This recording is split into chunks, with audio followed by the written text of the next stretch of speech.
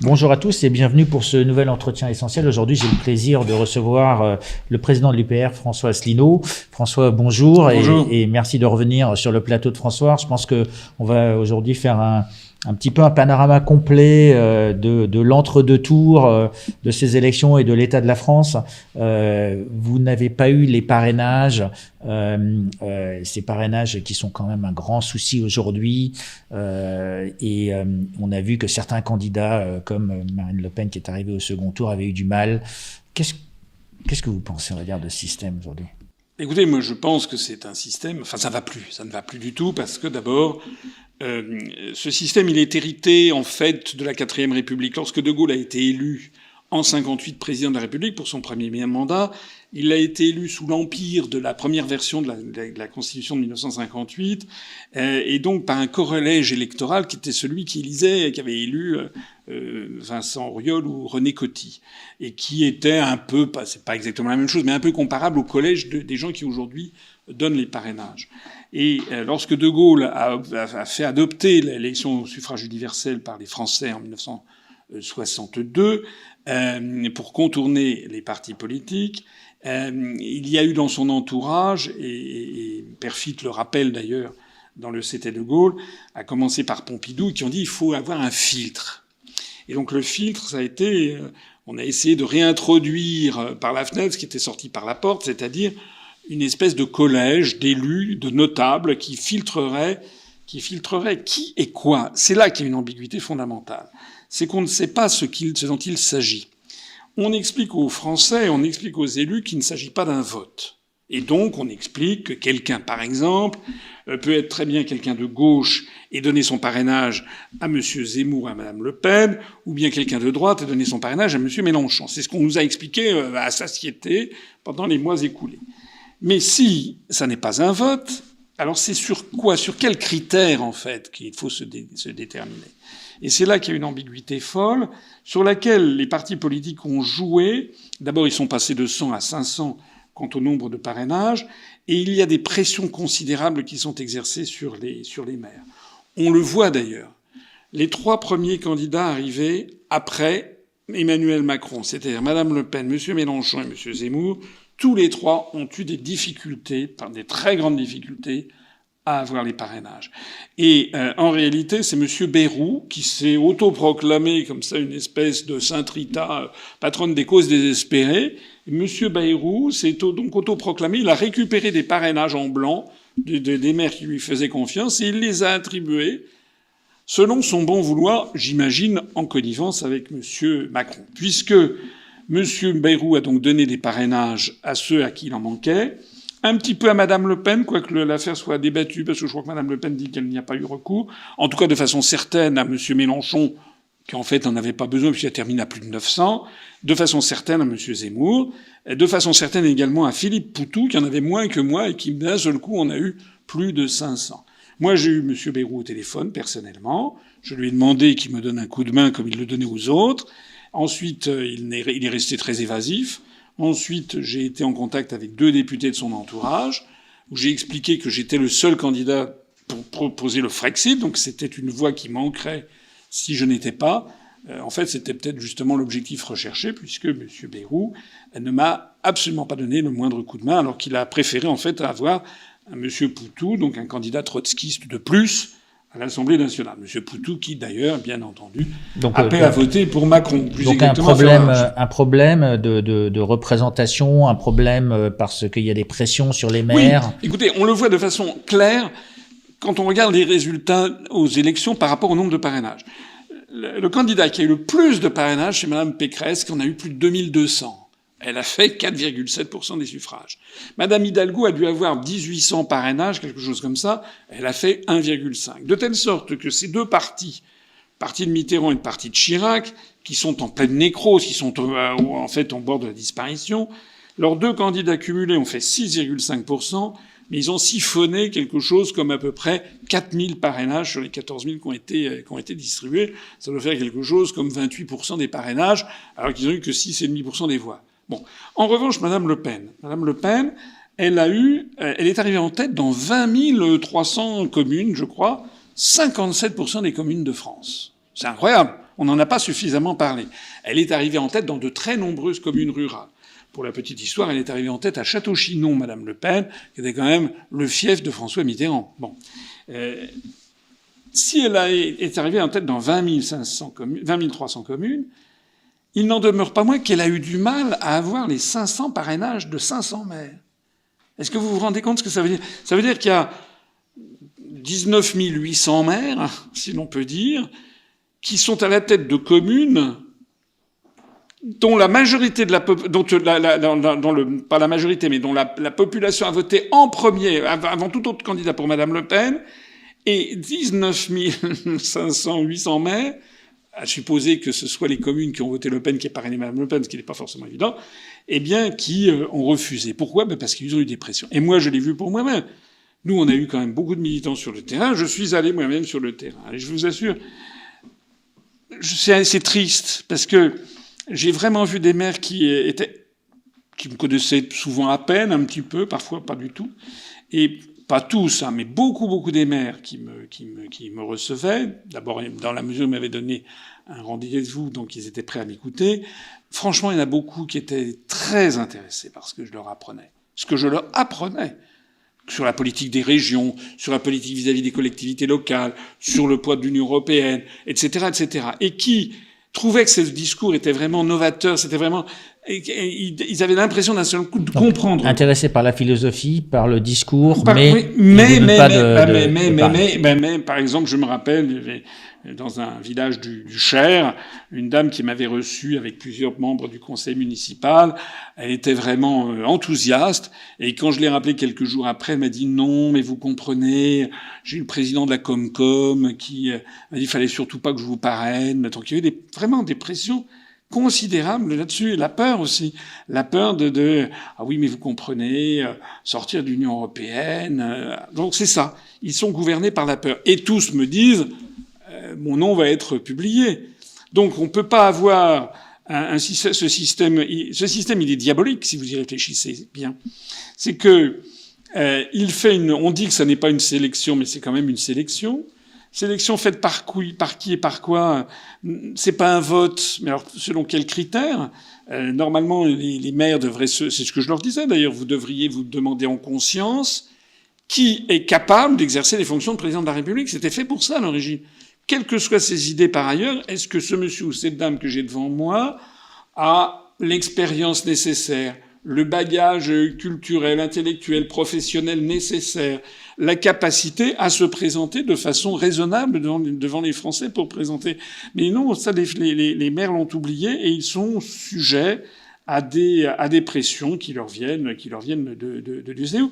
Alors, on est donc dans un système qui aboutit à une distorsion complète Et alors, comme ce système a tendance à écarter tous ceux qui ont une parole un petit peu forte, Madame Le Pen, Monsieur Zemmour, Monsieur Mélenchon, comme ça les écarte, et comme il était à l'évidence quasiment impossible pour la paix civile que Madame Le Pen, Monsieur Mélenchon, Monsieur Zemmour n'aient pas eu leur parrainage, on le voit bien, puisqu'ils sont arrivés 2, 3, 4. Donc ça donne le pouvoir à quelqu'un comme Monsieur Bayrou, qui en fait sélectionne les candidats qu'il va promouvoir. Vous savez, c'est assez incroyable comme histoire. On est dans un système qui n'est pas sans rappeler celui qu'il y a en Iran. Vous avez le Conseil des gardiens de la Révolution, je sais pas quoi. Lorsqu'il y a une élection présidentielle, il y a 10, 12 candidats qui se présentent, qui doivent présenter un dossier, qui sont examinés par un collège où il y a moitié des mollahs en turban, l'autre moitié c'est des laïcs, et qui examinent et qui donnent l'autorisation ou pas de se présenter à l'élection présidentielle. Et si vous avez un candidat qui est ouvertement laïque ou qui a pris ses distances, par exemple avec la religion officielle, avec l'islam chiite, il sera écarté. Voilà, donc il y aura une nuance simplement entre donc les partisans. Là, vous dites qu'on a écarté le candidat qui est, on va dire, pour le Frexit. Ben oui, mais moi, si vous voulez, vous avez un collège des gardiens de l'européisme avec les mollahs enturbanés en bleu aux étoiles d'or, c'est Monsieur Bayrou, et puis quelqu'un qui veut sortir de l'Union européenne, on dit non, celui-là, c'est pas possible. Et pour vous, il faudrait que ces parrainages restent, on va dire, nominatifs ou qu'on les anonymise. Ben non, moi, ce que je pense, c'est qu'il faudrait revenir à l'anonymat des parrainages, premièrement, ou alors, autre chose, avoir, par exemple, des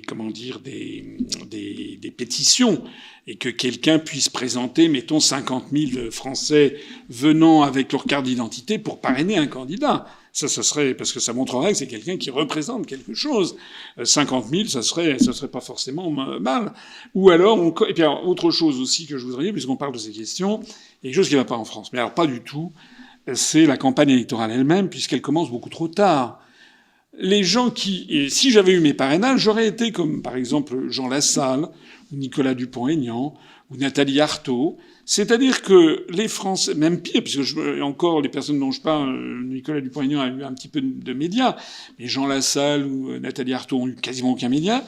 En fait, ils ont eu 3 semaines pour faire campagne. C'est-à-dire que j'aurais été candidat, c'était un peu la même chose qui m'est arrivé en 2017, j'aurais eu 1 mois. C'est pas raisonnable quand vous en avez d'autres qui pendant des années sont connus par les Français. Donc, à mon avis, ce qu'il faudrait aussi comme modification, c'est que la liste définitive des candidats soit arrêtée non pas 1 mois avant le premier tour, mais 4 ou 5 mois avant. Par exemple, je sais pas, la mi-novembre pour le mois d'avril. Regardez ce qui se passe aux États-Unis, qui pour moi n'est pas un modèle, mais quand même. Les élections ont lieu le premier mardi de novembre pour la présidentielle, mais on connaît les candidats au mois de juillet. Donc il y a quand même mois de juillet, mois d'août, le système de primaire qui permet justement. Voilà, on a le mois de juillet, août, septembre, octobre pour faire campagne. Pour faire campagne. Alors que en France, vous avez des candidats qui font campagne pendant des années, des mois en tout cas, et qui passent à jet continu dans les médias, et puis d'autres qui ont vraiment une petite miette. C'est d'ailleurs l'une des dénonciations à juste titre que fait actuellement Jean Lassalle. C'est une parodie de démocratie, en fait. Donc, François Asselineau, vous n'avez pas eu vos parrainages, donc on vous a souvent dit que vous étiez un candidat du système. Aujourd'hui, on peut plus. Ah ben non, là, je pense que il y a une de vos collègues, journalistes, qui m'a dit en aparté, maintenant, on peut plus dire que vous êtes un candidat du système. Oui, parce qu'il y avait des gens qui avaient dit, quand j'ai créé mon parti politique, que j'étais un sous-marin de l'UMP ou des Républicains pour essayer de diviser. Non, pas du tout. Moi, je suis un homme libre, et moi, je dis ce que je crois être juste pour mon pays. On en voit d'ailleurs les conséquences. Mais depuis que je n'ai pas eu mes parrainages, en fait, c'est pas mal du tout, parce que sous un certain angle, parce que beaucoup de gens qui me suivaient d'un seul coup se sont dit, en effet, il n'est pas dans le système. C'est pas un magouilleur. Je suis pas un magouilleur. Voilà. Donc ils viennent écouter votre parole. Ils viennent écouter notre chaîne UPR TV. A dépassé les 300 000 abonnés. On est en croissance verticale. Les vidéos que je fais, elles font parfois plusieurs centaines de milliers. Maintenant, presque systématiquement, 200, 300 000 vues. J'ai même fait une vidéo sur la Russie et l'Ukraine, il y a un peu plus d'1 mois, on en est à 1 200 000 vues sur YouTube, c'est beaucoup. Donc on a vraiment maintenant un grand succès. Et ce succès, je crois, il est en partie... je viens pas de zéro, il était déjà là, mais depuis que j'ai pas été candidat, les Français se sont résolus à admettre que ce que je disais, c'était la vérité, c'est que je suis un homme libre, je ne dépends de personne, sauf des gens qui veulent bien nous subventionner, parce qu'on est comme tout le monde, on a quand même besoin d'argent, et nous ne dépendons que de l'argent de nos adhérents, de nos sympathisants. Les gens ont oublié, à commencer par les journalistes, mais à continuer par les responsables politiques, ont oublié ce que c'est qu'un président de la République. Un président de la République, c'est pas Dieu le Père, c'est pas quelqu'un qui guérit tous les écrouelles. Les Français ont une vision monarchique de la présidence de la République, mais ils ont aussi une vision, c'est presque un problème psychanalytique. C'est comme si c'était le bon papa qui va résoudre tous les problèmes. Non. Le président de la République, il a des pouvoirs qui sont précisés, même si ça reste un petit peu flou, mais précisés par l'article 5 de la Constitution. Il est d'abord le garant, il veille au respect de la Constitution, ce que Macron n'a absolument pas fait, il l'a piétiné. Ça veut donc dire au passage que le président de la République doit parfaitement connaître la Constitution française. Deuxièmement, il est le garant du bon fonctionnement des pouvoirs publics, de la continuité de l'État. Lorsque Macron, par exemple, veut supprimer le corps préfectoral, l'ENA, l'inspection des finances, l'inspection générale de l'administration, l'inspection des affaires sociales, etc.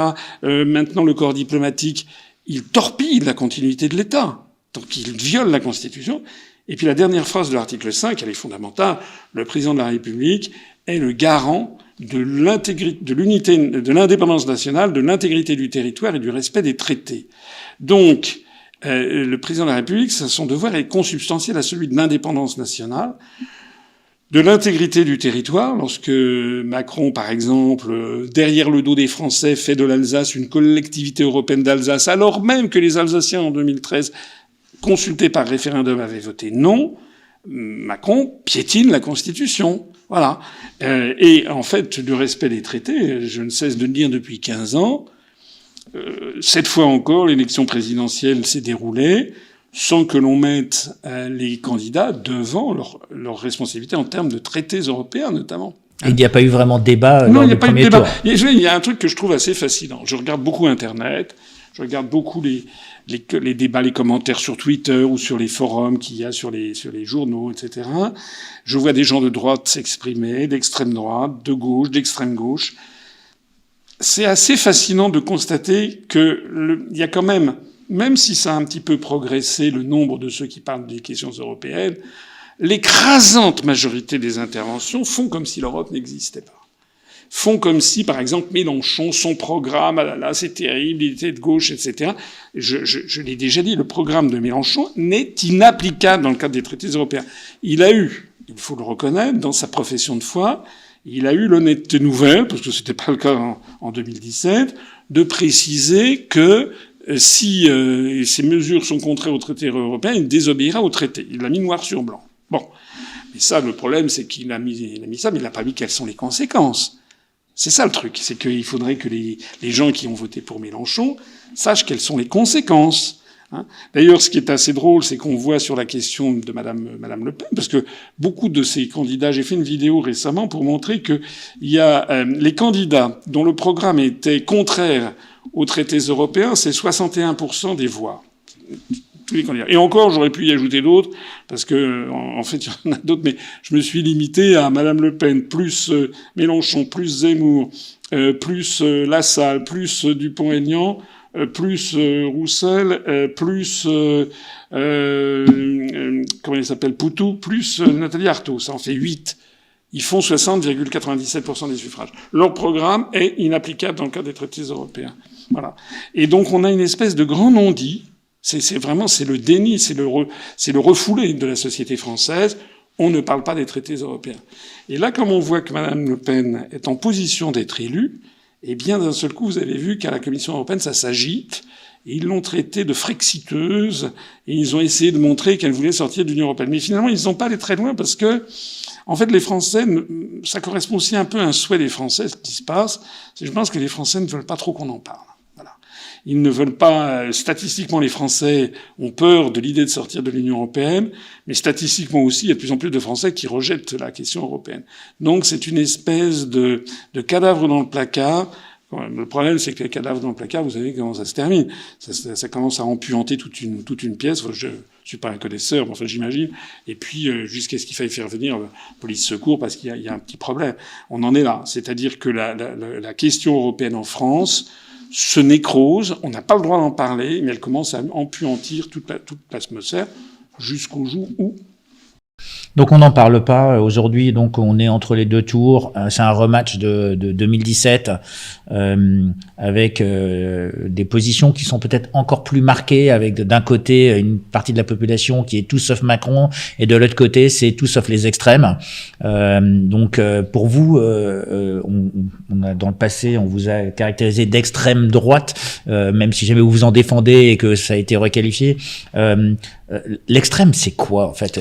Alors, on m'a pas vraiment qualifié d'extrême droite, sauf que sur ma notice Wikipédia, il y a une âme bien charitable qui l'a mis, mais on m'a écrit également, on m'a mis centre ou gaulliste, ou etc. Moi, ce que je sais, c'est que le ministère de l'Intérieur, qui est seul habilité, parce qu'il y a un bureau qui s'occupe de ça, au ministère de l'Intérieur, a donné une étiquette, nous êtes toujours classés en divers, c'est-à-dire un parti politique qui est inclassable.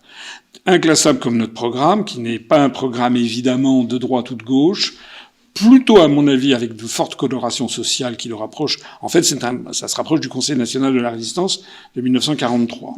Donc c'est un programme au-dessus du clivage droite-gauche. Ça se reflète d'ailleurs dans nos adhérents et sympathisants qui viennent vraiment de partout. Donc c'est un parti assez difficilement classable. Deuxièmement, on m'a plus traité, un peu comme vous, de complotiste, conspirationniste. C'est ça qu'ils avaient trouvé à m'envoyer dans les gencives en 2017 lorsque j'ai été candidat.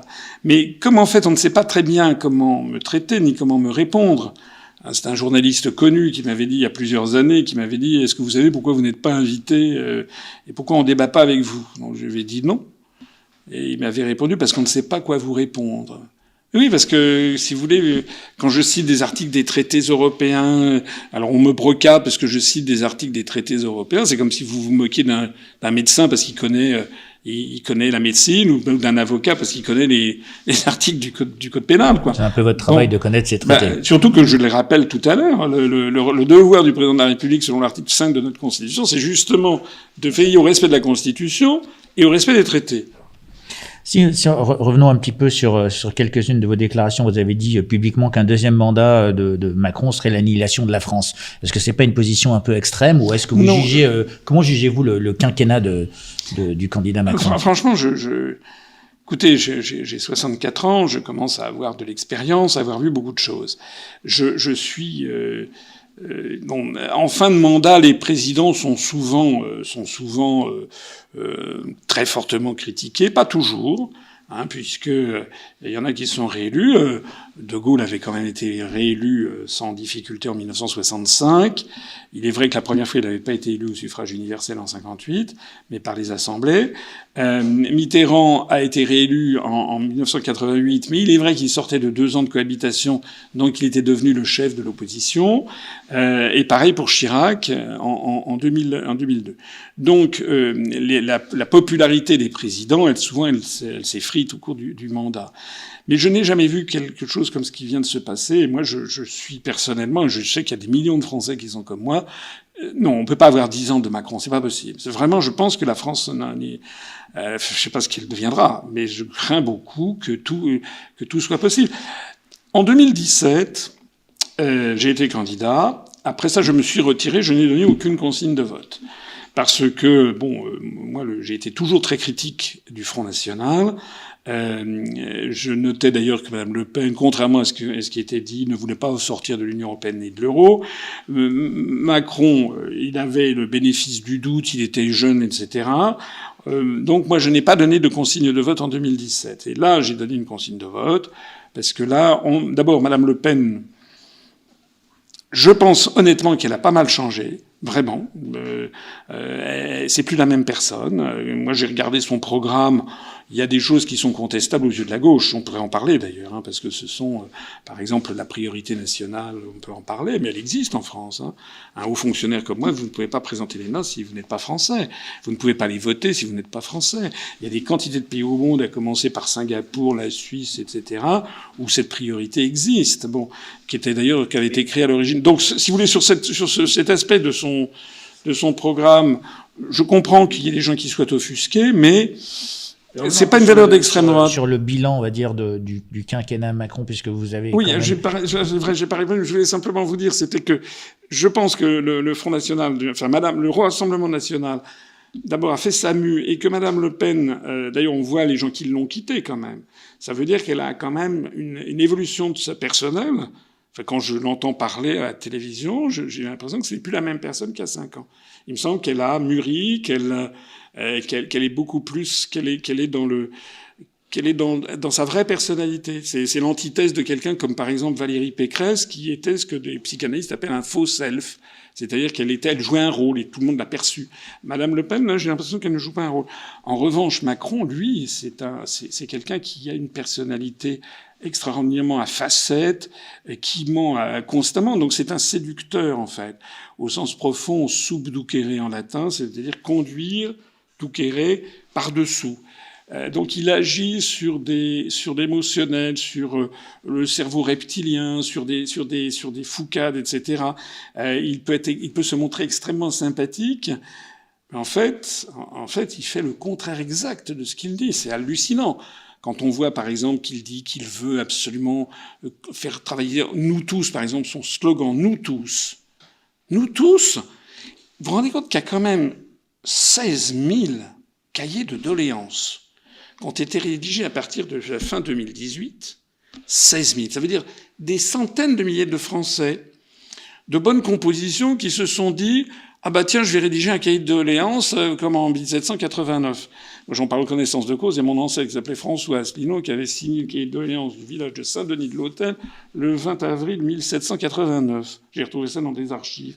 Donc les Français, ils se sont dit « Ben voilà, il veut bien nous écouter, on va voir ». Donc est-ce que vous imaginez ce que ça représente que dans toutes les villes de France, des communes, des gens qui vont dire leurs doléances, voilà ce qu'ils voudraient, etc. Tout ça a été récollé, envoyé aux archives départementales, terminé. Ah, rien. En termes de, j'ai envie d'être grossier, mais j'aime pas trop ça, mais je vais quand même le dire. Moi, j'appelle ça du foutage de gueule. Mais vraiment. Est-ce que vous vous rendez compte ce que c'est que de demander à des centaines de milliers de Français de rédiger un truc, après mettre ça verticalement, et après réapparaître en disant je vais vous écouter. Il y a eu quand même eu la crise entre-temps, donc peut-être que la crise venant à atténuer cet usage de ces cahiers de doléances. Moi, écoutez, quand je prends le bilan Macron, je ne vois pas ce qu'il y a de positif. J'ai vu peut-être, je sais pas, le resto U à 1 euro. Mais il a quand même eu 28% au premier tour. C'est ça qui est dramatique. Donc, comment l'expliquez-vous ? Parmi les choses les plus tragiques qu'il a faites, c'est qu'il a, en fait, il s'est arrangé. D'abord, il est le candidat de l'oligarchie à l'évidence. Bon, et ça continue dans ce deuxième tour quand vous prenez les journaux. Quand vous prenez Le Monde, je voyais Le Monde d'hier, c'était sur le programme économique de Madame Le Pen est un truc en trompe-l'œil. Je suis pas là pour défendre Madame Le Pen, mais qu'on vienne pas nous donner des leçons d'économie en faveur de Macron. Macron, il a endetté la France plus qu'aucun chef d'État depuis Vercingétorix. Il nous laisse une ardoise monumentale. Nous sommes dans une situation calamiteuse en point de vue économique. Donc, j'ai vu également M. Tirole, prix Nobel d'économie, qui vient chipoter le programme de Madame Le Pen, parce que, paraît-il, il manquerait quelques milliards d'euros. Mais enfin, est-ce qu'on se rend compte que Macron a endetté la France entre 500 et 600 milliards d'euros pour ne rien faire de productif, d'ailleurs, pour simplement payer des gens à ne rien faire pendant la pandémie. Ça, c'est dingue. Regardez comment la Suède a géré son truc. Alors, quand on prend toutes les choses les unes après les autres, l'économie, le social, les affaires étrangères, l'environnement, c'est désastreux, etc., les libertés publiques, moi, je ne vois pas ce que Macron a apporté. Je vois, en revanche, les choses négatives. Et parmi les choses les plus négatives, il est porté par une oligarchie qui lui tend encore une fois, qui ouvre la voie de l'Élysée, mais qui présente en revanche Madame Le Pen, c'est vraiment les 10 plaies d'Égypte. Enfin, Madame Le Pen, tout est acheté sur Madame Le Pen. Quand vous lisez Libération, il n'y a jamais, quoi qu'elle puisse dire et faire, c'est vraiment, tout est à charge. Tout est à charge. Tout le temps à charge sur Madame Le Pen. C'est incroyable. Ça, Et à décharge chez monsieur. Oui. Donc il a avec lui les grands médias, et puis il a surtout annihilé les contre-pouvoirs. Le Conseil constitutionnel ne joue plus son rôle, le Conseil d'État ne joue plus son rôle, le Conseil supérieur de l'audiovisuel devenu Arcom ne joue plus son rôle, la Commission des sondages ne joue plus son rôle, etc. Donc ce que je crains, c'est que s'il est réélu, il va avoir 5 ans. Ça sera normalement son dernier mandat, quoi qu'il a commencé tel le Ceausescu moyen à dire qu'on peut-être on ferait changer la Constitution, c'est d'ailleurs ce qu'a fait Poutine, donc changer la Constitution pour qu'il puisse rester plus longtemps. Mais normalement, c'est son deuxième mandat et dernier mandat de 5 ans, avec une presse acquise qu'il a d'ailleurs achetée avec des subventions publiques, qu'il existe, il y a des pays européens, par exemple la Suisse ou l'Allemagne, il n'y a aucune subvention d'État à aucun journal que ce soit. Quand vous voyez que ces journaux, que les contribuables payent des journaux comme Libération qui passent leur temps à insulter une partie des contribuables, il y a quelque chose qui ne va pas en France. C'est pas possible. Bon. Non, mais on n'a jamais demandé aux gens de verser de l'argent à des journaux. Qu'est-ce que c'est que cette histoire? Donc c'est Macron qui donne de l'argent aux journaux et puis qui le lui retourne. Donc voilà, moi ce que je crains, c'est que ayant avec lui la presse, ayant annihilé les contre-pouvoirs, étant réélu, donc auréolé d'une réélection, sachant que c'est son dernier mandat, c'est comme disent les jeunes aujourd'hui, c'est open bar. c'est la roue libre. Il pourra faire ce qu'il veut. On apprend d'ailleurs ce matin, par la bouche de Jean Castex, que Castex a dit que il comptait rester à Matignon au moins jusqu'aux législatives si Macron est réélu. Donc le changement commence de façon drastique, puisque si on comprend bien, ça veut dire que Macron lui aurait confirmé qu'il resterait à Matignon. En fait, Macron a montré qu'il était totalement imperméable à ce que peuvent penser les Français. Et puis de toute façon, Macron ne se sent pas redevable vis-à-vis des Français. J'en suis absolument convaincu. D'ailleurs, Madame Le Pen, quand elle se présente comme étant la candidate du peuple, il y a quelque chose de profondément vrai, parce qu'elle, là, pour le coup, elle est vraiment hors système. C'est-à-dire, tout le monde lui tombe dessus, alors que Macron, il s'en fout, en fait. Il a deux images avec lui. Emmanuel Macron, en mars 2020, a dit que nous sommes en guerre. Dernièrement, je vous ai vu dire qu'avec Macron, c'est la guerre. Pourquoi? Alors, il y a une grande différence qui s'est passée en France depuis une trentaine d'années. Mitterrand, quelques semaines avant de quitter le pouvoir, a fait avant sa mort plutôt, c'était après avoir quitté le pouvoir, il a fait un entretien assez long qui a donné un livre qui s'appelle Le Dernier Mitterrand avec Georges-Marc Benabou, qui était un journaliste au Nouvel Observateur. Et Mitterrand a dit « La France est en guerre, mais les Français ne le savent pas. Les Américains veulent un pouvoir sans partage sur le monde. » C'est-à-dire que Mitterrand, comme avant lui De Gaulle ou Pompidou, Mitterrand avait compris que le problème numéro un, c'est pas le seul, mais le problème numéro un de la France, c'est l'hégémonie américaine, et que les Américains veulent un pouvoir sans partage sur le monde, et notamment sur l'Europe, et notamment sur la France. Aujourd'hui, lorsque M. Macron dit on est en guerre, il ne parle plus des États-Unis, il est du côté américain. Ça veut dire que les Américains ont triomphé. Et on est dans une situation d'un président de la République qui ne défend plus nos intérêts. On le voit d'une façon c'est presque comique, de bêtise et de nullité, quand on voit que la France, aujourd'hui même, on apprend que monsieur Bruno Le Maire a dit qu'il allait falloir vraiment faire un embargo sur le pétrole russe. Mais s'il y a embargo sur le pétrole russe, il me semble que les Russes ont dit que dans ces conditions, ils arrêteraient de livrer du gaz.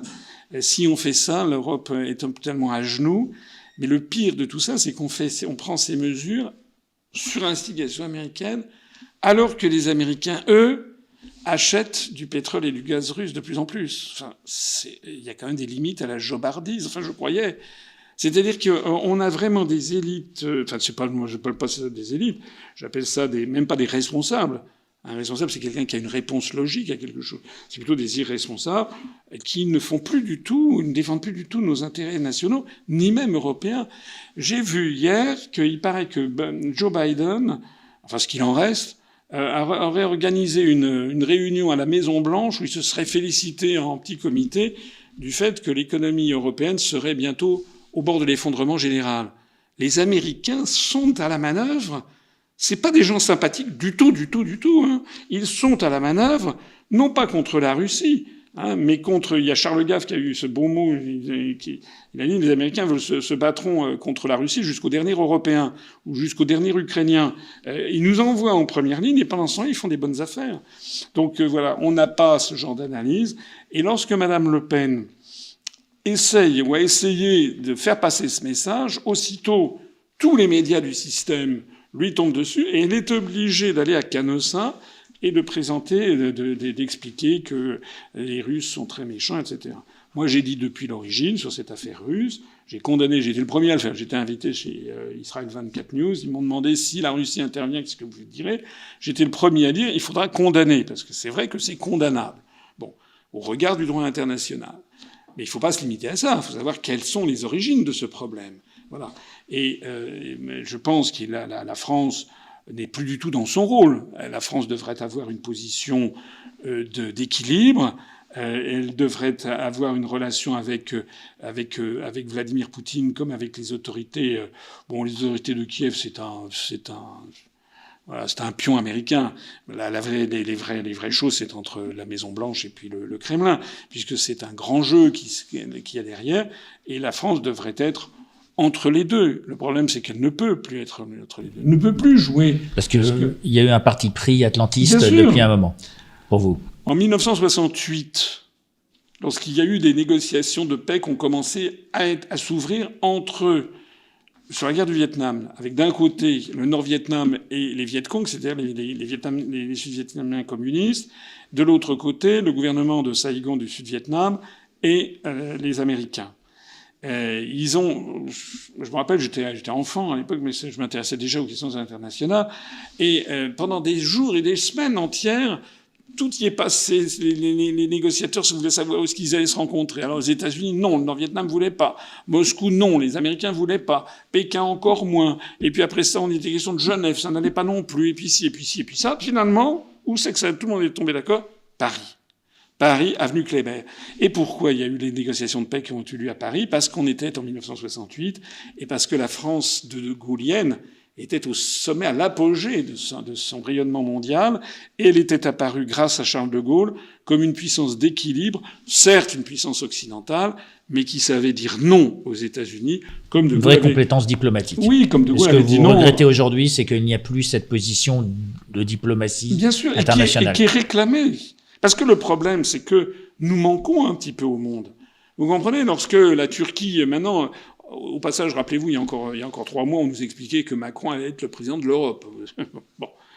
Tout le monde s'en fout de Macron. J'avais expliqué d'ailleurs en son temps qu'il était président de rien du tout. Président du Conseil des ministres de l'Union européenne, c'est pas président de l'Europe. Enfin bref. Mais il est tellement carbonisé aux yeux de Moscou que maintenant, les négociations ont plutôt lieu en Turquie. Mais bon, la Turquie, c'est pas la France. Donc, aux yeux du monde entier, la France, elle a quand même l'image, mais ça continue encore, une image historique, le pays des droits de l'homme, et ci et ça. Donc, la France, si elle revenait à une politique d'équilibre, elle pourrait jouer un rôle pour la paix dans ce domaine. Et dès que vous dites ça, vous avez aussitôt des gens, vous allez voir là, sur votre vidéo, il y a des gens dans les commentaires, il y a des gens qui diront « Ah là, c'est encore un poutinolâtre, etc. » parce qu'on a chauffé à blanc l'opinion publique en présentant systématiquement la Russie de façon négative. François Asselineau, je vous entends condamner la guerre et prôner la diplomatie telle qu'on a pu le voir avec Dominique de Villepin en 1994. Donc, pour vous aujourd'hui, cette diplomatie qui était une des forces de frappe de la France, on va dire, une de ses marques de fabrique, elle a disparu complètement ? Elle est en très mauvais point, enfin, en très mauvaise situation. Vous avez vu d'ailleurs que Macron, a décidé de supprimer le corps diplomatique. Il faut remonter à la Renaissance, il faut remonter à François Ier. Il est en train de tout saboter. Et puis, nous sommes tellement alignés sur les États-Unis qu'effectivement, notre parole est devenue inaudible. Rappelez-vous, Dominique de Villepin, vous avez raison de le citer, en 2003, au moment de la guerre en Irak, il a fait ce discours très remarqué à l'ONU. Je le connaissais un petit peu, j'avais envoyé une lettre de félicitations, il m'avait gentiment répondu. Oui, c'est en 2003. Il m'avait très gentiment répondu. J'avais dit vraiment, il avait bien représenté la France. D'ailleurs, c'était à la grande fureur des États-Unis et d'une grande partie des pays de l'Union européenne, mais dans le monde entier, de Buenos Aires à Moscou, de Tokyo à New Delhi, de Pékin à Sydney, il y avait des gens qui se précipitaient dans les alliances françaises pour apprendre le français. Et donc, dans le monde entier, on attend de la France cette parole, une espèce de parole de justesse, d'équilibre. C'est une nation qui doit porter haut mais encore, pour qu'elle ait cette position, elle ne peut pas appartenir ouvertement à un camp. Et c'est pour ça que la parole de la France est devenue actuellement vraiment complètement inaudible. Donc ce qu'il faudrait, à mon avis, vous connaissez le programme que je défends, la France ne doit pas être dans l'Union européenne ni dans l'OTAN. Depuis qu'on a réintégré le commandement militaire intégré de l'OTAN, on est considéré dans le monde entier comme un vassal des États-Unis. Vous me permettrez de dire aussi quelque chose que je trouve incroyable. C'est que l'Union européenne, et en particulier la Commission européenne, font des séries de coups d'État depuis maintenant quelques mois qui sont plus incroyables les uns que les autres. Lorsque je vois que Madame von der Leyen, qui est une femme sur laquelle il y aurait beaucoup à dire quant à sa sa généalogie. Dans sa famille, il y avait des gens qui étaient carrément des nazis sous Adolf Hitler. C'est quand même une femme qui, par ailleurs, a un passage au ministère de la Défense allemand. Il y a quand même, il semble qu'elle s'en soit fichue plein les poches. Là, avec ses liens avec Albert Bourla, des commandes de 5 milliards de doses. Avec l'affaire des SMS qui ont disparu. Oui, avec l'affaire des SMS. Tout ça, c'est une femme, ça pue. Voilà. Bon. Mais en plus de ça, elle se permet de prendre des décisions à la place des États. D'envoyer des armes en Ukraine. D'acheter pour 500 millions d'euros d'armes, puis 1 milliard, puis 1 milliard 500 millions, puis maintenant de dire, j'ai vu au tout dernier jour, ça y est, elle dit, on va faire l'adhésion de l'Ukraine à l'Union européenne. Vous avez vu, elle a posé des questions, j'ai vu que Zelensky lui a donné 2 tomes comme ça de réponses. Ça pourrait se faire en quelques semaines. Mais attendez, il y a 38 chapitres de négociation pour qu'un pays entre dans l'Union européenne. Ça prend en minimum, il n'y a aucun exemple qui ait pris moins de 10 à 12 ans. En particulier, ça veut dire quoi? Ça veut dire qu'il faut regarder les circuits de corruption, l'état du droit, etc.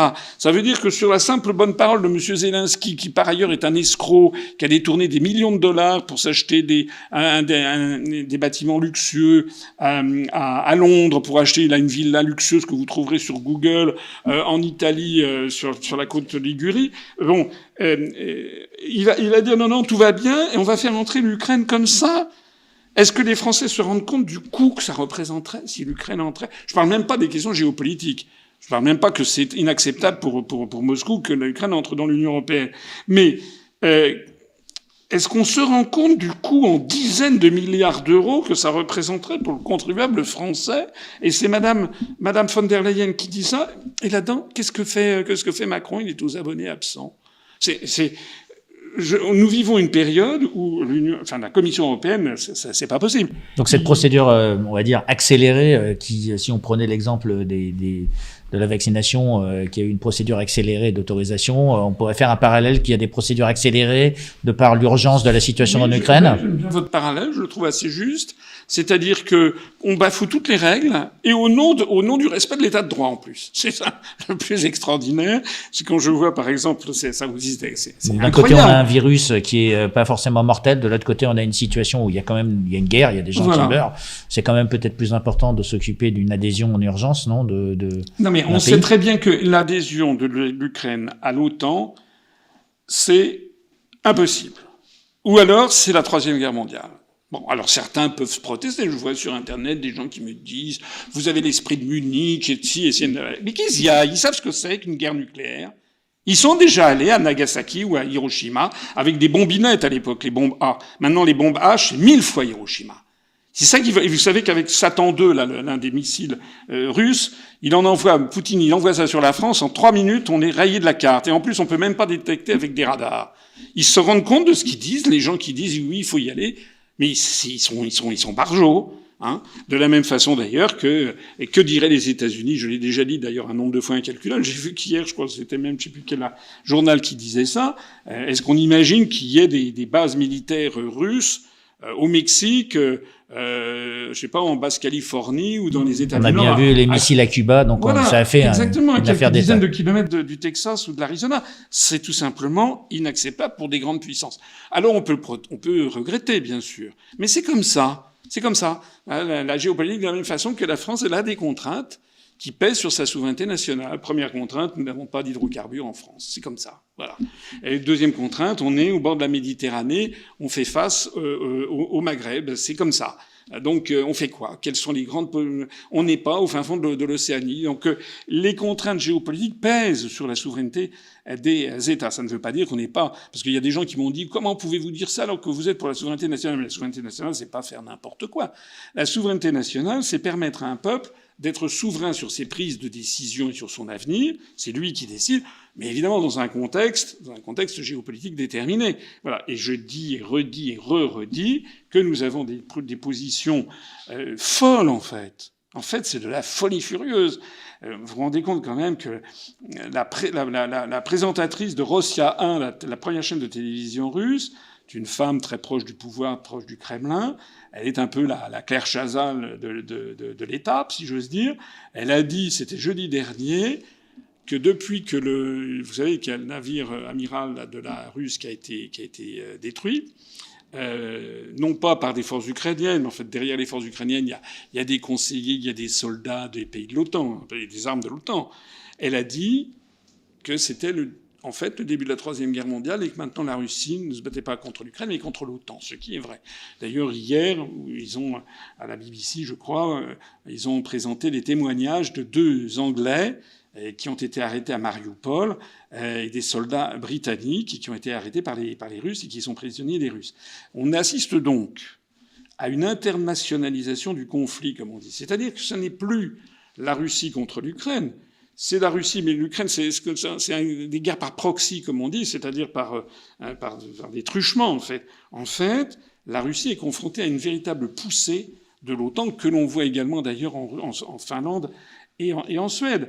Donc, normalement, si on veut la paix, on essaye de calmer le jeu.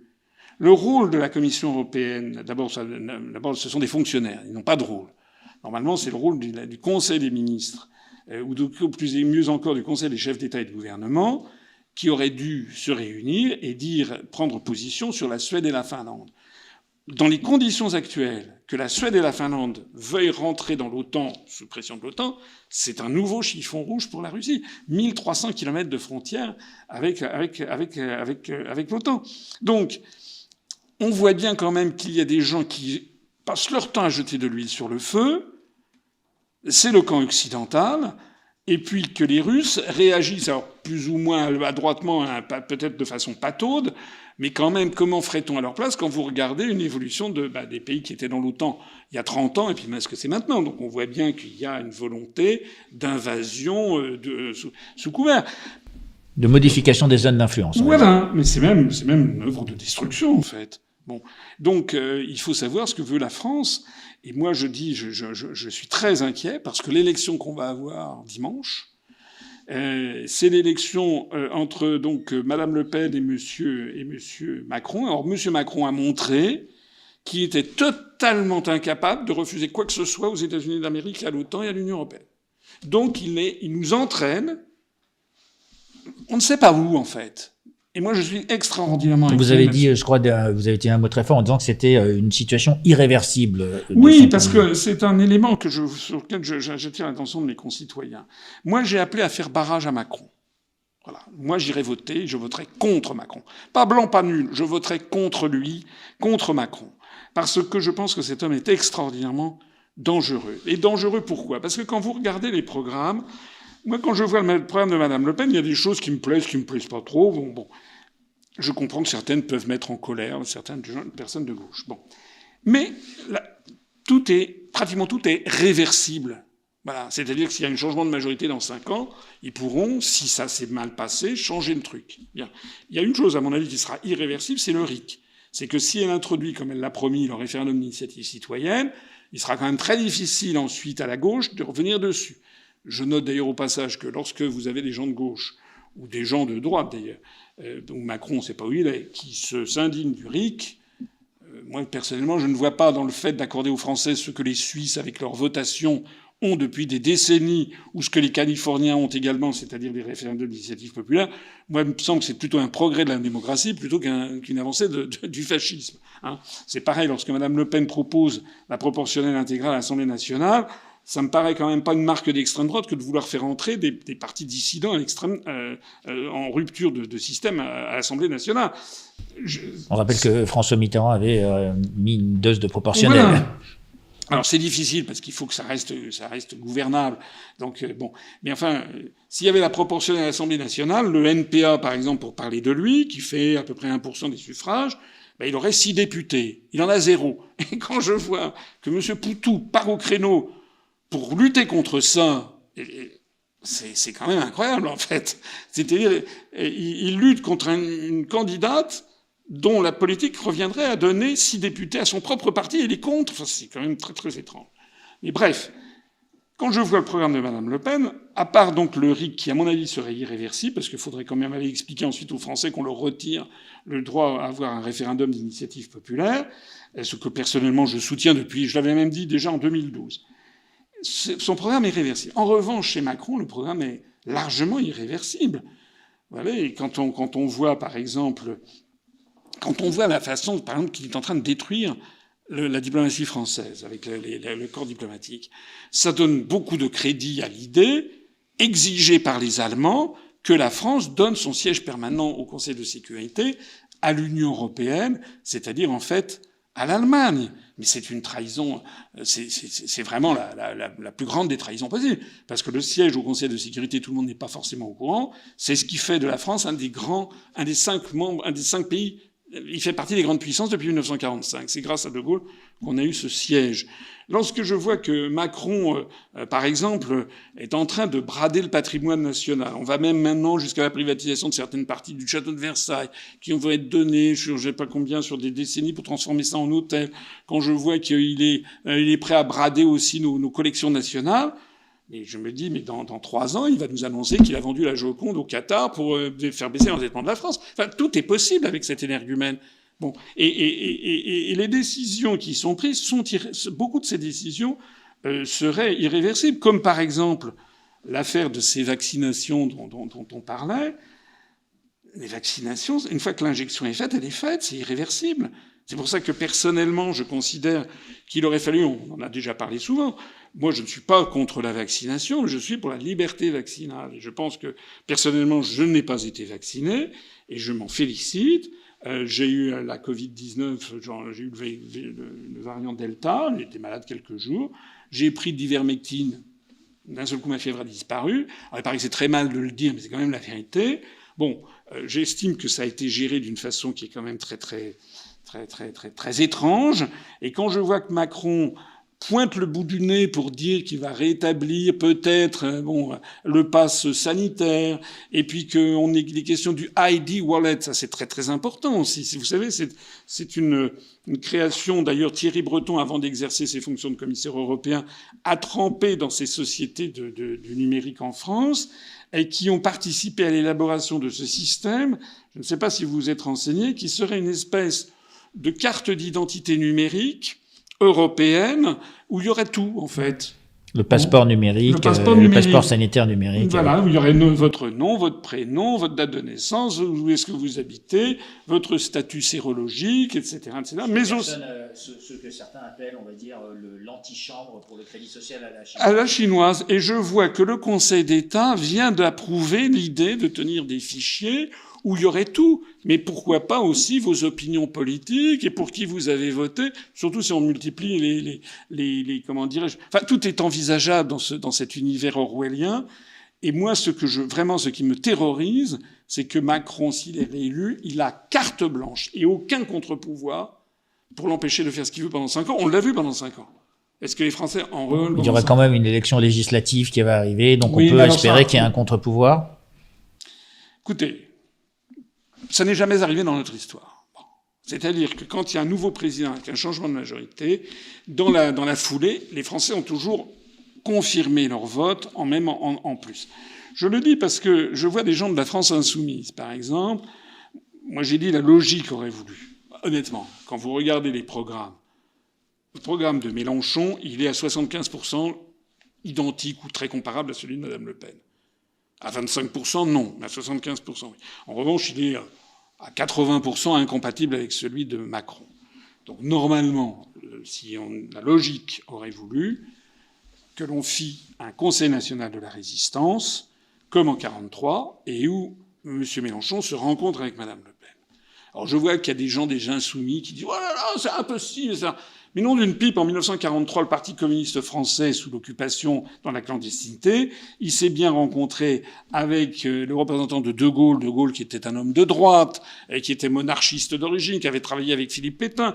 Dans le CNR, il y avait des socialistes, des chrétiens sociaux, des gaullistes, des patrons, des ouvriers. C'est même marqué dans le programme du CNR, les patrons et les ouvriers. Pour les communistes de la grande époque, parler des patrons, c'était parler du diable. Et en plus, il y avait des membres de la cagoule, c'est-à-dire de l'extrême droite des cagoulards qui étaient entrés dans la résistance. Mais si le Parti communiste avait dit hors de question, parce qu'il était l'âme de la résistance intérieure quand même, à partir de 1943, on peut dire que s'il avait dit hors de question que ça se passe comme ça, il serait passé quoi? Il serait passé que De Gaulle n'aurait pas pu, superviser l'ensemble, Il se serait passé que lorsqu'il y aurait eu le débarquement de 6 juin 1944, où vous savez d'ailleurs que De Gaulle a été écarté, les Américains seraient arrivés, comme ils sont arrivés d'ailleurs, avec des billets de banque publiés aux États-Unis et avec un schéma de gouvernement d'occupation comme pour l'Allemagne. Tout était prêt.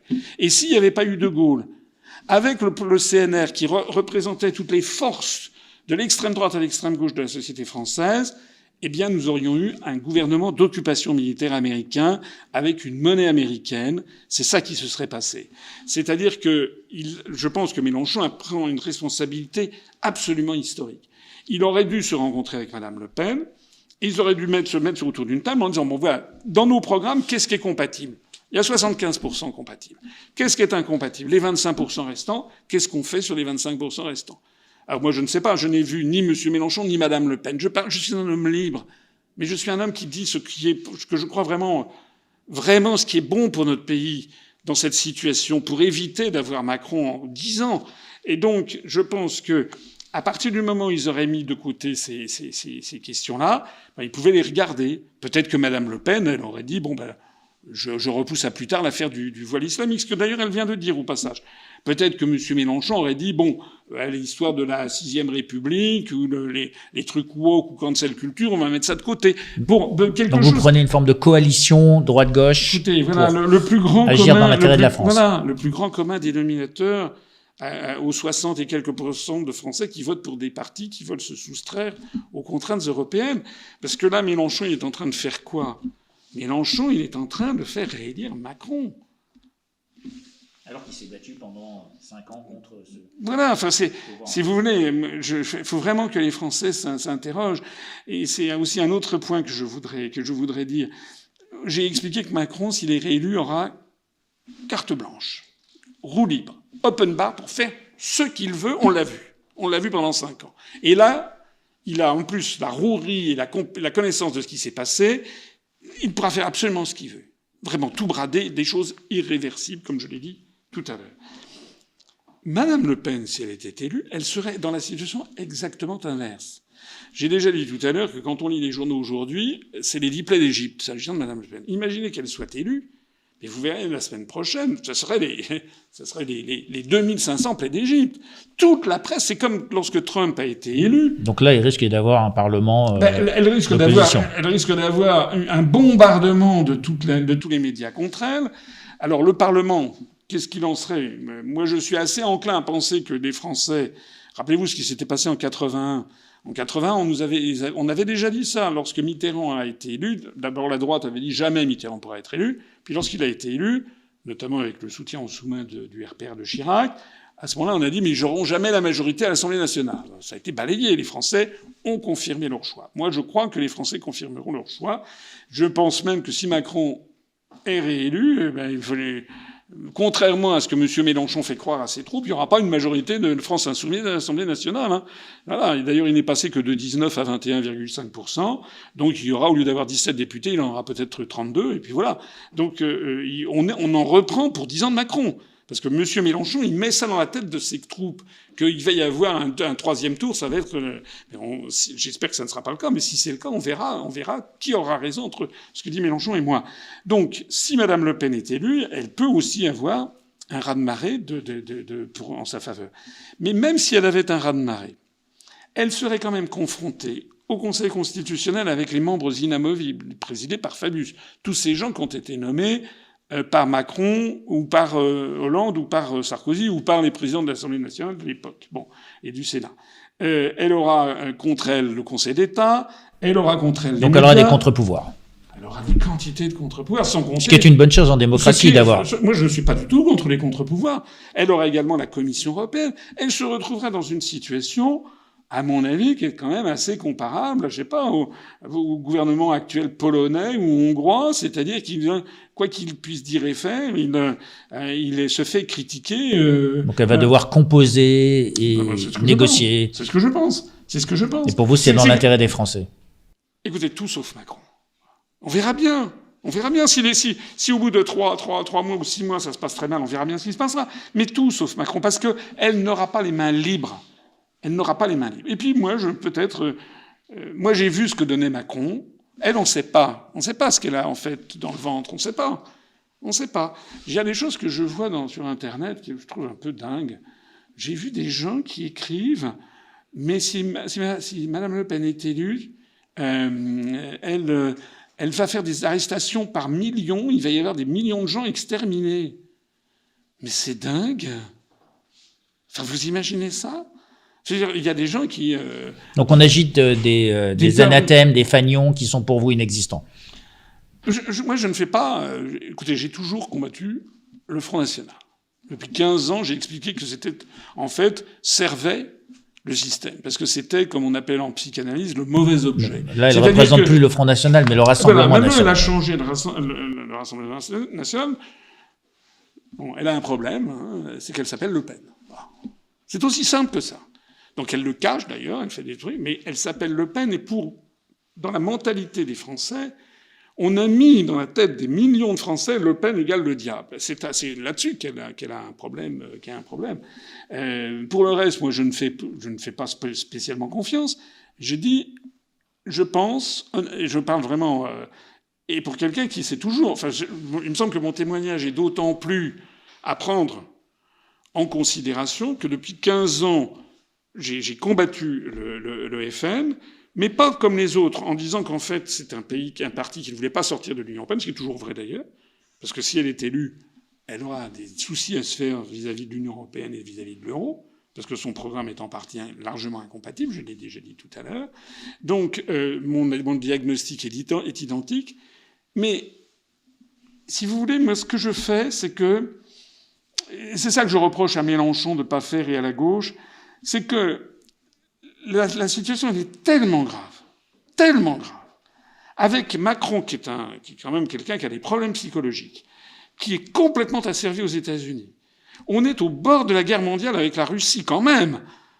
Il est en train de détruire, on l'a dit tout à l'heure, les grands corps de l'État, le corps préfectoral, le corps diplomatique. Il est en train de brader le patrimoine national. Il est en train de détruire nos services publics. Enfin, cet homme, c'est la destruction généralisée.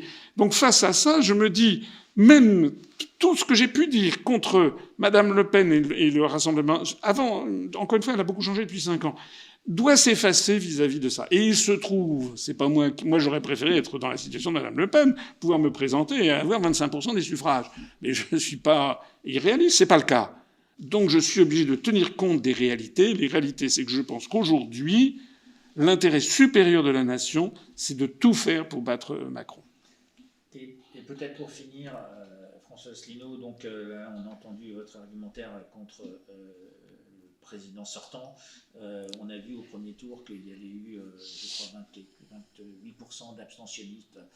Donc on était presque le premier parti. Qu'est-ce que vous leur diriez à ces abstentionnistes aujourd'hui ? Alors, là, je dirais bien sûr d'aller voter. La difficulté, c'est que on est dans la fonction politique a perdu beaucoup de crédit auprès de la population. Quand on dit 28% d'abstentionnistes, on n'intègre pas d'ailleurs tous les gens qui ne sont même pas intégrés sur les listes électorales. Hein. C'est-à-dire qu'en fait, quand vous croisez des gens dans la rue, il y a énormément de gens, des jeunes par exemple, qui ne sont pas inscrits forcément sur les listes électorales. Donc moi je dirais qu'il faut évidemment aller voter, mais il faut vraiment qu'ils comprennent ce pourquoi ils votent. Et le problème, c'est qu'on a un problème d'éducation civique, on a un problème de démocratie fondamentale. Ça n'est pas normal d'avoir, comme je l'ai dit tout à l'heure, la presse, les médias, la télé, etc., qui soient aussi ouvertement partisans dans un cas et pas dans l'autre. Ça n'est pas normal que les grands médias du pays n'aient pas tous protesté contre le refus de Macron de présenter son bilan. Enfin, c'est fou comme histoire.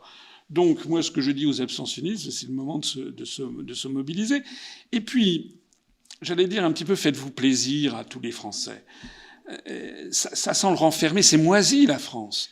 On a encore envie d'entendre comment dirais-je, j'ai vu que Raffarin, Manuel Valls, tout ce monde qui appelle à voter Macron, on recommence encore et encore, et François Hollande.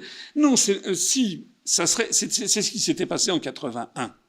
En 81, moi je me rappelle, j'étais comme vous, j'étais plus jeune, je me rappelle ce qui s'est passé. C'est-à-dire que on avait expliqué aux Français que si jamais les Français élisaient Mitterrand, ce serait le désastre absolu. Il y aurait les chars soviétiques qui seraient en France le lendemain matin. Ce seraient les socialo-communistes. Ce serait l'horreur, l'abomination de la désolation. C'est comme ça que ça s'est passé.